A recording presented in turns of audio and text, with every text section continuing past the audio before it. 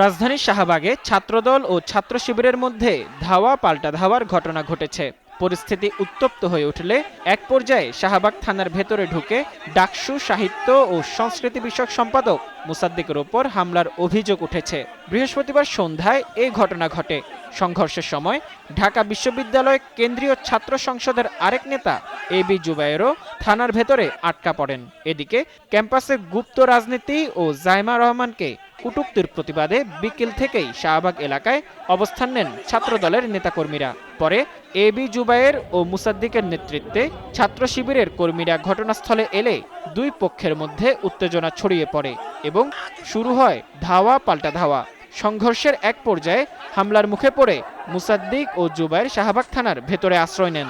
এ সময় থানার ভেতরে আরও উপস্থিত ছিলেন ডাকসু শিবির প্যানেলের প্রার্থী আব্দুল্লাহ আল মাহমুদ এবং মাস্টার দাস সূর্য সেন হলের কার্যনির্বাহী সদস্য সাইদুজ্জামান আলভি।